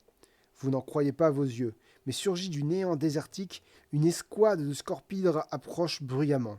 Lourdement modifié, chaque spécimen est monté par une créature que vous reconnaissez bien, des gnolls. Ou des gnolls? Je vais dire des gnolls, ça me semble plus juste. Mi-homme, mi-hyène, ces chevaucheurs... Ok, non, ça je l'ai pas fait non plus. Mi-homme, mi-hyène, ces chevaucheurs du désert sont assis à même leur scorpidre, adossés à l'une de leurs queues géantes. Dans un concert de vrombissements et d'éclats de rire, ils dérapent sur le sable et chassent les requins à grands coups de lance et de chaînes barbelées. L'éradication des créatures se fait avec un plaisir non dissimulé, et très vite, c'est autour de vous qu'ils commencent à tourner. Le tourbillon de poussière qu'ils soulèvent se transforme en petite tempête. Vous êtes de nouveau encerclés et les pilotes hétéroclites défilent devant vos yeux à grand renfort de crêtes peintes sur le crâne, d'équipements nomades, de scorpidres infernaux et de gloussements narquois. Ouais, ok, c'est des gnolls Mad Max. Petit à petit, cette farandole festivement funeste finit par se ranger en haie d'honneur et laisse apparaître en son centre un immense scorpidre blanc. Mediocre! Ce dernier vrombit en ligne droite afin de freiner juste devant vous, vous faisant tomber à la renverse. Harnaché dans une armure de métal, l'immense spécimen et ses 7 queues vous dominent. À leur base, un gnoll paraît d'une crête plus longue et plus colorée que les autres. Le chef de la bande vous toise avec un sourire sardonique, les pattes fermement posées sur un guidon planté à même le crâne de sa monture nacrée. Il aboie soudain un ordre en direction d'une hyène à l'apparence patibulaire. Le sbire descend de son scorpion géant et s'avance vers vous en ricanant, une patte tendue vers l'avant. Si vous pensez que les intentions de ce gnoll ne sont pas louables, attaquez-le en 293. Si vous avez un sabre ou un couteau cérémoniel,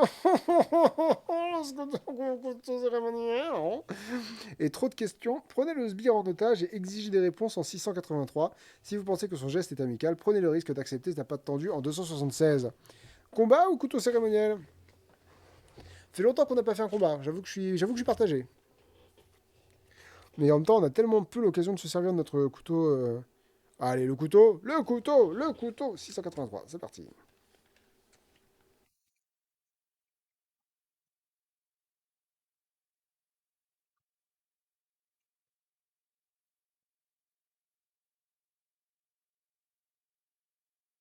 Vous faites mine de lâcher votre lame et d'attendre que l'hyène se rapproche. D'accord, on dit pas la hyène, on dit l'hyène. D'accord. À cet instant, vous la tirez par le poignet et portez immédiatement la lame sous sa gorge, un genou planté entre ses omoplates. Reculez! Si vous faites un pas de plus, je l'égorge! On veut de l'eau, un scorpidre et de la bière pour le grand, réclamez-vous en tournant la tête dans tous les sens. À votre grande surprise, toute la bande se met à éclater de rire, même votre otage. Vous entendez un applaudissement étouffé dans votre dos. Vous n'avez pas le temps de réagir que vous êtes désarmé et saisi en 355. Oh! Oh! Quel trésor! Je suis pas content. On aurait dû combattre. Une patte puissante vous attrape par la nuque et vous soulève de terre. Vous voilà désormais nez à museau avec le chef du clan. Un sourire carnassier aux babines, il plante ses yeux dorés dans les vôtres. Ok, alors la voix du gnoll, ça va être... ok, ça y est, je l'ai. Et bah alors, c'est... Non, il roule pas les airs, lui. Et bah alors, c'est qu'on pique comme un scorpidre sans queue, ricane-t-il avant de vous jeter au milieu de sa meute. Te lime pas les crocs, petit, respire l'air pur. Une dizaine de pattes vous immobilisent. Ces chiens sauvages rigolent ouvertement et l'un d'entre eux vous pince le nez en vous forçant à avaler une boisson étrange. Du poison, hurle votre esprit terrifié. Vous fermez les yeux en sentant le liquide descendre le long de votre gorge. La meute vous relâche après quelques gorgées et vous réalisez en toussant qu'il ne s'agissait que d'eau. Le PB tête une autre gourde que lui a tendue le chef des hyènes. Samour renfrogné vous réconforte définitivement, c'est la tête qu'il fait lorsqu'on l'oblige à boire de l'eau. Vous n'avez pas de la bière, plutôt réclame-t-il en provoquant un autre éclat de rire général. Vous entendez ça, les gars rétorque le mâle alpha. C'est la deuxième princesse qu'on récupère aujourd'hui. Allez, on les embarque. Vous ne m'aurez pas vivant, protestez... Waouh. Vous ne m'aurez pas vivant, hein. Vous ne m'aurez pas vivant, protestez-vous, plus par principe qu'autre chose, avant d'ajouter. Où est-ce que vous nous emmenez? À notre père, alors relax. Personne ne te veut de mal ici. Enfin, peut-être Daxter. Ça va, Daxter ricane-t-il vers son second qui vous avait gentiment tendu la patte. Faut pas lui en vouloir, il est né de mauvais poil, hein, Dax? Pour toute réponse, l'intéressé lève une griffe dans sa direction. Le geste universel fait glousser le chef qui vous installe sur son scorpidre et l'enfourche à son tour. Tout le cortège de gnolls limite et la caravane se remet en branle dans un vacarme tonitruant en direction de 437. Je suis totalement en territoire inconnu là. À votre surprise, le voyage jusqu'au campement des gnolls s'avère être une expérience inoubliable. Contrairement à la brusquerie des trajets en fumeau ou le confort paresseux d'un chariot tiré par un scorpidre, la vitesse est à la fois suffisamment rapide pour rester excitante et suffisamment lente pour vous laisser le temps de réagir aux virages, aux montées et aux courbes. Votre impression vous rappelle le tapis roulant de Basque, à la différence que vous sentez une véritable puissance se dégager du scorpidre blanc. Ces vibrations lors des accélérations, le crissement des pattes lors des dérapages, le son enivrant des vrombissements, le tintamarre hilar des autres membres de la meute. L'expérience prend fin quand une silhouette rocheuse apparaît à l'horizon. D'une griffe, le chef de la bande désigne la grande colline osseuse isolée en plein milieu du désert, le village des gnolls. Le ronronnement du scorpidre s'arrête et l'hyène vous aide à descendre. Aux portes du village, pardon, la phrase n'était pas finie. Apparemment, aucun véhicule n'est autorisé dans l'enceinte. Au fait, mon blaze, c'est Max. Ouais, sans blague. Et c'est moi le patron de cette bande de lascars, si c'était pas clair. Billy, répondez-vous en serrant la patte de l'intrigant canidé. C'est sympa comme campement. Ça n'a pas dû être facile de trouver une colline solide au milieu du désert. C'est pas une colline, glousse Max, c'est un scarabée titan. Là, il roupille, mais d'habitude, il bouge. Mais tu sais ce qu'il déteste par-dessus tout? Les hyènes, risquez-vous avec un sourire. Le chef éclate encore plus de rire avant de vous donner une grande claque dans le dos. toi.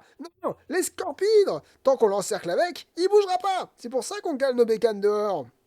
Et si le scarabée se réveille tout seul, Bah, faudra rien laisser traîner. Billy, entendez-vous une fois le portail franchi. Face à vous, Sapana, naine et sauve.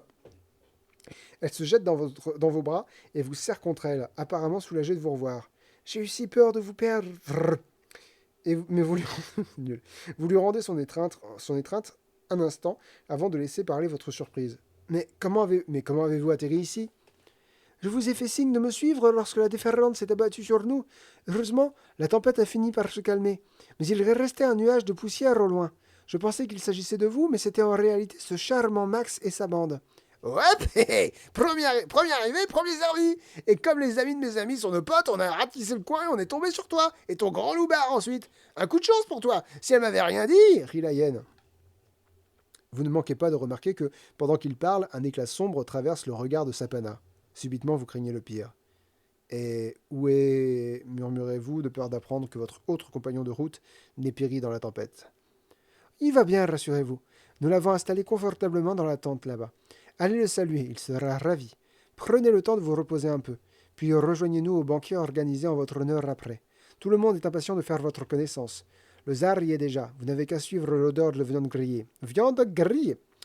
Si vous avez voyagé avec Frère Plouf, retrouvez-le en 486. Si c'est avec Casine que vous roulez votre boss depuis le début, il s'est installé dans la tente en 586. 586. 586. Vous soulevez le drap de la tente et retrouvez Casine devant un grand tableau noir en train de faire la leçon à une dizaine de petits gnolls. Les chiots, sagement assis, écoutent attentivement le cours d'algèbre qu'il est en train de leur dispenser. En vous voyant entrer, le nain s'interrompt et vous palpe comme pour s'assurer que vous existez vraiment. mon garçon, quelle joie de vous savoir en vie. Quand le désert vous a englouti, j'ai cru vous avoir perdu. Ah, est-ce que votre ami... Il va bien, il s'empiffre à l'heure qu'il est. Le rassurez-vous en lui rendant sa claque virile sur l'épaule. Maître, c'est qui, lui? Glousse un petit gnoll assis au premier rang. Les enfants, ceci est un humain. Répond Casine avec une douceur que vous n'auriez jamais soupçonnée de sa part. Il est mangeable? On dit comestible. Et oui, mais non. Ça veut dire qu'on peut en manger, mais qu'un bout? Ça veut dire que vous pouvez, mais seulement s'il a donné sa permission. Monsieur, on peut vous comester? Vous demande un autre chiot. On verra quand vous serez plus grand, hésitez-vous. Et puis, si vous allez au banquet de ce soir, vous verrez mon ami, il est bien plus dodu que moi. La curiosité ronge les enfants qui lancent un regard implorant à Casine. Si vous promettez d'être sage, je veux bien vous laisser partir un peu plus tôt. Promis? Promis répond collectivement la classe avant de revenir une meute de chiots sanguinaires semant la mort et la destruction sur son passage. Vous les regardez s'éloigner avec un sourire. Ils ont l'air adorables. De fait, la plupart ne saisissent pas totalement ce que je leur inculque, mais ils m'écoutent quand même. La mémoire du temps où je dirigeais mes classes est si lointaine qu'elle résonne comme l'écho d'une autre vie. Avoue-t-il avec un sourire doux amer. C'est vrai, vous aviez dit que vous étiez précepteur autrefois. Le poids de mon turban me manque, ajoute-t-il. Mais en cet instant, j'ai l'impression de le sentir de nouveau. Mais qu'est-ce que... Oh, petit coquin! Un petit gnoll resté en arrière a profité de votre conversation pour escalader la tête de Cassine, qui le dépose en souriant. L'enfant détale avec fierté comme s'il avait escaladé la plus haute montagne de Cranlorn. Comment êtes-vous arrivé ici avec Sapana, demandez-vous? C'est bien là un grand mystère. La vague nous a submergés et j'ai perdu connaissance. Je dois ma vie à la princesse. Elle m'a sauvé, 2 fois même. D'abord de l'ensevelissement, puis des hyènes. Répondez-vous succinctement. Au début, je pensais qu'elle se riait de moi, mais ces créatures sont fascinantes. En réalité, elles se rient de tout, sans discrimination. On m'a conduit dans cet habitacle où j'ai pris un peu de repos, puis les petites canailles sont venues me voir d'elles-mêmes. Curieux bambin. Oui, avec votre tempérament, ça n'a pas dû être difficile de les mater. Oh, j'ai vaincu plus têtu en effet, hoche-t-il de la tête. Prenez le temps de vous débarbouiller avant le repas, mon garçon. Vous ressemblez à un balai usé. Avec plaisir. Après tout, si je suis au menu enfant ce soir, autant être présentable, riez-vous en quittant la tente. Vous plongez la tête dans un abreuvoir et rincez vos pores du sable avant de rejoindre le banquet en 556.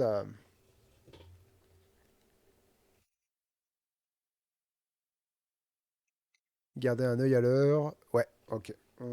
Dans un quart d'heure maximum, on termine. Pana ne mentait pas. Suivre le doux fumé de la viande grillée suffit pour trouver la table de banquet. Les hyènes l'ont dressée au centre de leur village, au milieu d'une place ronde décorée de carcasses de toutes sortes et de créatures dont la tête trône au bout de pique. La décoration est rustique, mais l'ambiance, elle, est festive et généreuse. Un gigantesque bûcher, alimenté par des mues de scorpidres, projette des lueurs dansantes sur les gueules cassées des convives et d'immenses tonneaux en fer ont été ouverts. L'alcool fait maison, coule à flot, et l'écho des conversations oscille entre gloussements et franches rigolades. Même si le banquet est officiellement fait en votre honneur, vous n'êtes en réalité qu'un prétexte pour la ripaille du gang. S'ils ne rient pas, ils mangent. S'ils ne mangent pas, ils boivent. Et s'ils ont bu, ils se saisissent d'un petit instrument et se joignent à l'ambiance musicale tribale. Aucun gnoll ne se ressemble et pourtant tous se livrent à la fête de la même manière. Vous êtes interpellé par une hyène d'apparence féminine qui porte un plateau. Ah, est-ce donc toi, le petit humain que mon bon rien de Max a ameuté glousse-t-elle en vous reniflant brièvement. Et il boit quoi, le petit père? Je te préviens, ici on sert que des gamelles. Joignant le geste à la parole, elle dépose une écuelle pleine de bière devant le museau d'un de ses congénères qui se met à laper bruyamment. Un silence surnaturel s'impose, brisé seulement par les coups de langue du lascar. Votre confusion doit être impayable, puisque toute la meute se met subitement à éclater de rire. Je te fais marcher, petit père, on a des tasses pour les bipèdes, s'esclaffe la serveuse avec le groupe avant de pousser un sifflement strident. Hé, les loustiques, allez me chercher un godet pour le sans-poil, et que ça saute. Mais mange, jappe un enfant parmi les petits gnolls qui se disputent un os à ronger sous la table. Ririx, il m'a mordu la jambe, il dit que je suis qu'un jambonneau. C'est pas vrai d'abord, grogne l'intéressé, la gueule encore fermée sur le tibia de sa sœur. Pour toute réponse, la mère Gnoll se contente de sortir un journal de son tablier et de le rouler doucement. La horde de petites terreurs se disperse et une tasse en terre cuite apparaît comme par magie devant vous, lance encore baveuse. Vous serpentez vers la table principale et reconnaissez Max assis aux côtés du pyro-barbare. Ce dernier aperçoit votre tasse, pose sa gamelle et se tourne vers le chef. Quoi? Bande de clébards, vous aviez des verres depuis le début? Fou rire général. C'est pas tous les soirs qu'on peut bisuter un molosse pareil. Faut pas le prendre mal, ricane Max. Tu veux qu'on te l'échange? J'ai pas dit ça, Là paresseusement le pyro-barbare en le fixant droit dans les yeux. C'est un coup à prendre, c'est tout. Où est-ce que t'as dégoté ce gars-là? Vous demande le chef. Dans une taverne. Ça explique l'odeur. Glousse un gnoll en faisant mine de renifler le barbare. Il pue comme l'un des nôtres. Eh petit, avale un morceau, y a bien un truc que tu bouffes parmi tout ça. Des mets étonnamment variés pour la région et des boissons en abondance sont étalés devant vous. Vous avez une préférence pour les requins des sables, plus frais que les autres carcasses dont les charognards s'empiffrent goulûment. Laisse-moi te présenter la petite famille, Sourit Max en pointant sa griffe vers les autres. Tu connais déjà mon bras droit, Daxter, et son frère Baxter. Ça, c'est Dragster, le chien de la case de service. Lui, c'est Doxer, et à côté, Extras, la vieille carne. Là, c'est Klaxon, avec son assistant Proxy. Ceux qui pissent par-dessus la rambarde là-bas, c'est Jax, Frax, et... c'est mon territoire, ça Aboie-t-il avant de reprendre. Les jumeaux, c'est Nyx et sa sœur Xaras. Et ça, c'est l'oncle Xupi et les neveux Ririx, Fifix et Loulux. Les autres subtil. Les autres petits, c'est les miens, Dextra, Xavier et Xerminus. Je crois que j'ai oublié personne. Ah si, il y a Mixer qui est aux cuisines. Et bien sûr, Rockstar, mon petit caniche d'amour. Glousse-t-il en désignant la gnolesse qui vous a servi un peu plus tôt. Va te faire castrer, Max, hurle-t-elle depuis un barbecue adjacent. Je t'aime aussi, bébé. Ah, voilà nos derniers invités. Bon alors, les princesses, on se fait désirer? Et une très mauvaise choix de voix. Les princesses en question, Pana et votre compagnon, se joignent aux festivités. Si vous êtes l'heureux propriétaire d'un aileron aérodynamique, ça c'est non, vous pouvez commencer par l'exhiber en 409. Si vous êtes guerrier et que vous n'acceptez pas et que vous n'avez pas accepté la patte tendue lors de la rencontre avec les gnolls, votre soirée se poursuit en 424. Et c'est parti!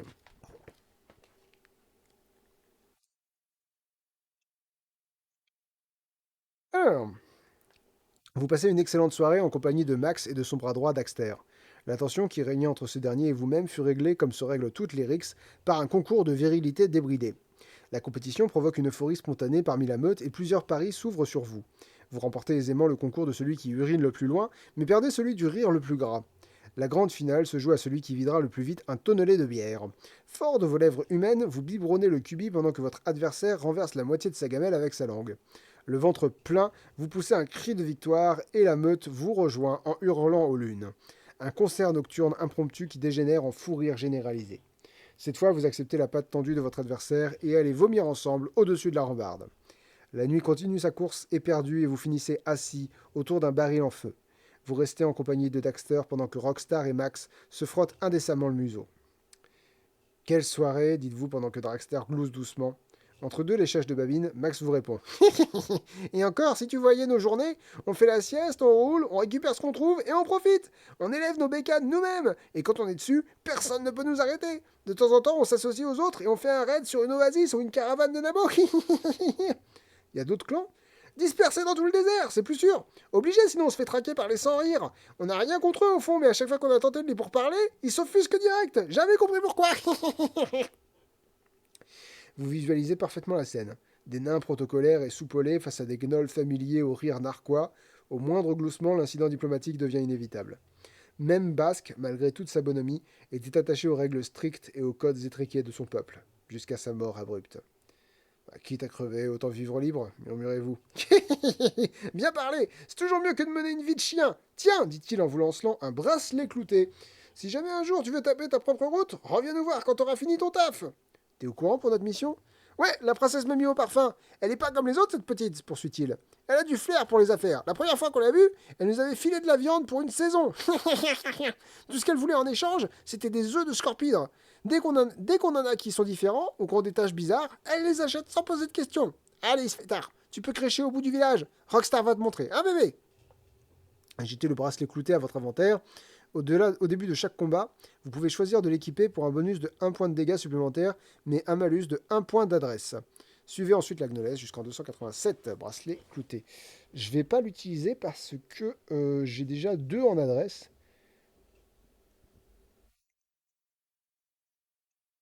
Je préfère... je veux pas mettre un malus d'adresse. Un malus d'adresse. Je pense que ce n'est pas une bonne idée. Suivez-le en 297.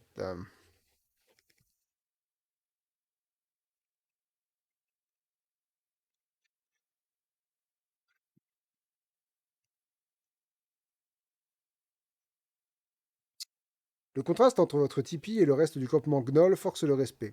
Si les hyènes préfèrent vivre dans des aménagements hasardeux de bois et de tôle, votre logement privatif est équipé avec tout le confort moderne. Bougies, pots de chambre presque propres, paillasses épaisses et même un oreiller neuf. Sur le côté, une écuelle en métal pleine d'eau et une petite boîte en bois remplie de criquets croquants en cas de fringales nocturnes. Rien ne manque et vous n'aurez aucun mal à vous endormir dans ce cocon exigu. Vous ôtez votre tunique et laissez rouler vos épaules endolories.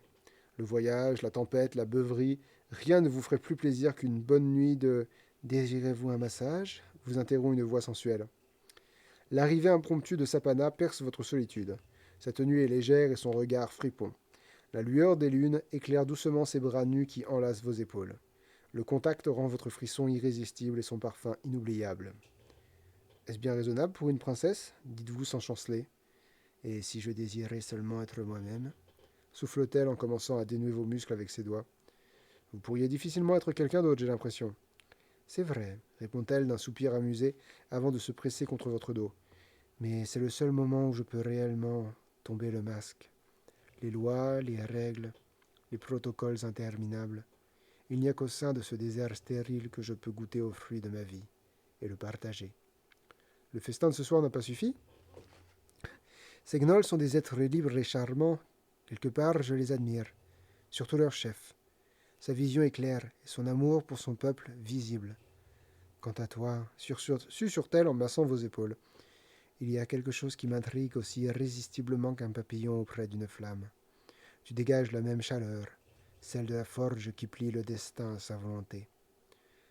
C'est pas exactement comme ça que je me décrirais, riez-vous d'un air résigné. Je fais juste les choix que je peux avec ce que j'ai. Alors pour cette fois, choisis, vous intime-t-elle à l'oreille. Choisis ce que tu pourrais avoir. Le message est clair, très clair même.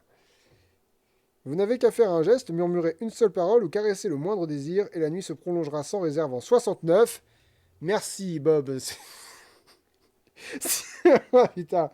Si, pour une raison qui vous est propre, vous décidez de résister à l'appel du plaisir, durcissez plutôt votre cœur, plutôt en 516. Il y a une décision à prendre, les enfants. Une vraie décision à prendre, là.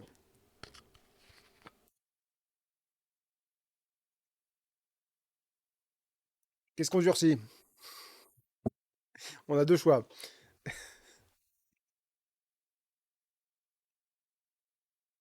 Je suis assez tenté par... je veux dire, il en a chié, le Billy. Il en a chié, le Billy. Il a le droit à un peu de réconfort, non? Ah, Spinel, on la lui fait pas. Spinel, lui, il est là...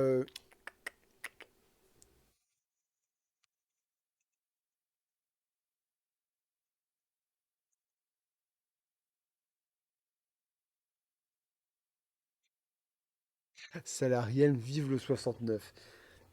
Ce qu'il faut pas lire. Allez, c'est parti.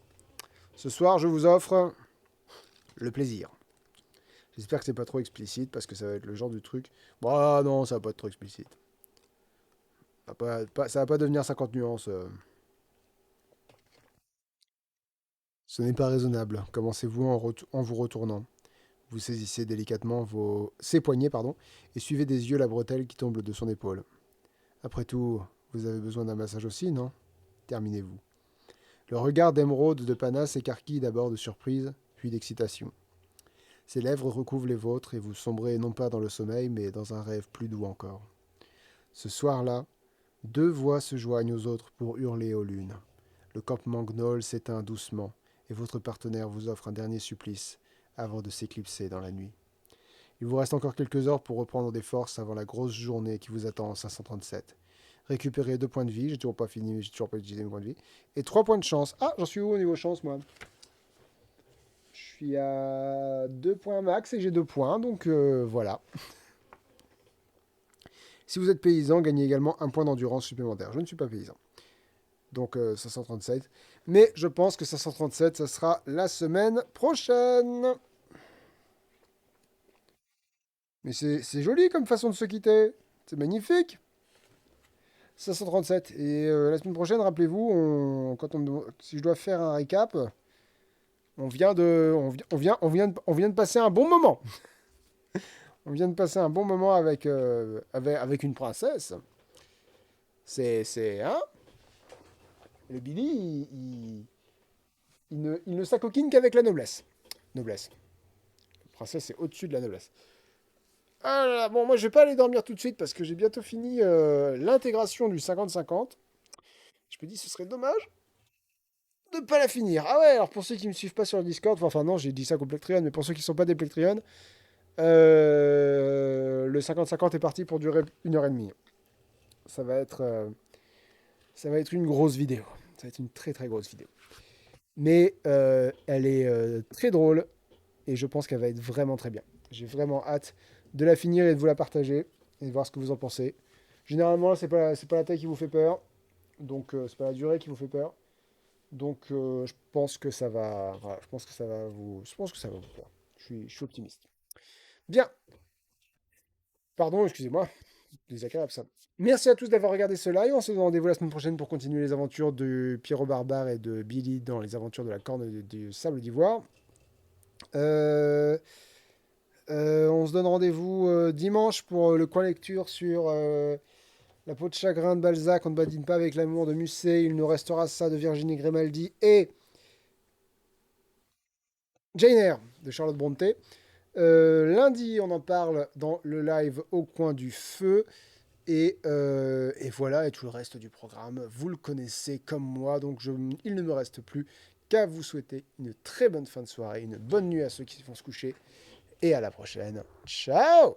Je vois si je fais un raid, je sais pas, mais on voit. Bisous!